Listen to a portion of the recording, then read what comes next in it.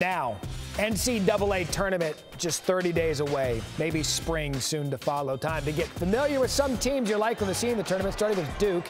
They play Wake Forest tonight, have won 18 of the last 20 meetings between their ACC foes. Should be a good one. Same time, ESPN 2. Catch Big 12 matchup between Texas and Oklahoma.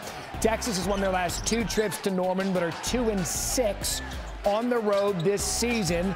Could be a big one for both teams in the Big 12. What about this one? Top 10 matchup between Villanova and number 8 Providence. Villanova has owned these meetings, winning 11 of the last 15. On to the Big 10, where number 15 Wisconsin goes to Indiana. The Badgers have won 4 straight over Indiana. However, 3 of those came in Madison. Can they get one on the road at Indiana? And Kentucky and Tennessee play for the second time in the first meeting. Kentucky won by 28 points, the largest margin of victory in the series since Tennessee won by 30 back in 2013. So as we sit right now, Joe Lunardi, top 4 seeds by region as it stands today. Your number 1 seeds, Gonzaga, Auburn, Kentucky and Arizona. Other notable teams in the mix, Duke, Kansas, and Baylor. All has 2 seeds right now. Baylor, of course, winning it all last year over Gonzaga. Always on the bubble with us and everyone else. Seth Greenberg with us. We're getting to the good part of the season because we're coming down to the stretch of the regular season, conference tournaments, NCAA tournament coming. And Kentucky's a team I want to keep my eye on because typically we say Kentucky, freshmen, one-and-dones, NBA coach. They're doing it completely different this year. How has that helped Cal and the Wildcats? Well, they basically recruited maturity through the transfer portal. And the transfer portal enabled those guys to come in and play immediately. So you get an Oscar Shibu, you get a Kellen Grady, you get a Xavier Wheeler. And all of a sudden, this is a mature team. But not just that they went and they acquired talent. The pieces fit. Xavier Wheeler, he explodes up the floor, ignites their transition game. They can beat you so many different ways. They can beat you in transition. They can beat you in the half court. Oscar Tshiebwe gobbles up rebounds like Pac-Man. Their ability to defend you, turn you over, get out in transition.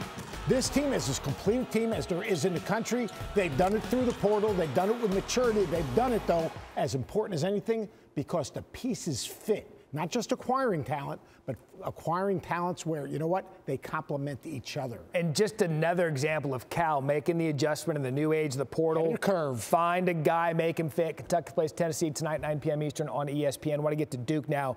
On the other side of it, they've really been invigorated by some young players. 3 of their top 5 scorers are freshmen. They've got the veteran presence there, but then the talented young freshmen have led the way as well. What makes Duke special with some of those young players? Well, Paul Banchero is just different. I mean, he could be the number 1 pick in the draft. 6'9", 250, guard skills, step out and shoot. He's like a little kid on Christmas. He's got so many toys in the box, he doesn't know which one to use. They also have a Trevor Keels, who's a physical guard who can get downhill. They've got A.J. Griffin, who's averaging about 13 points a game in the ACC, shooting 50 and 50. But this team has veterans as well.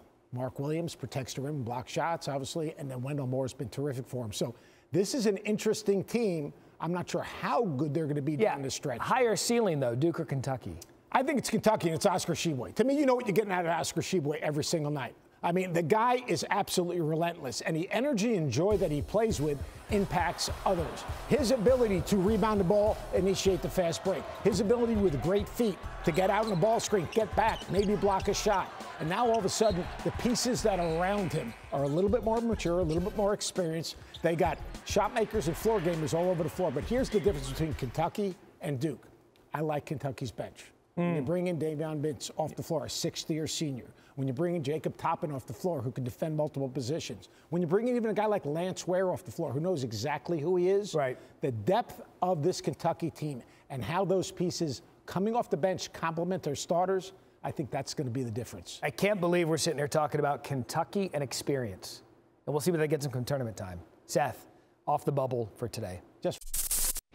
Thanks for watching ESPN on YouTube. For live streaming sports and premium content, subscribe to ESPN+.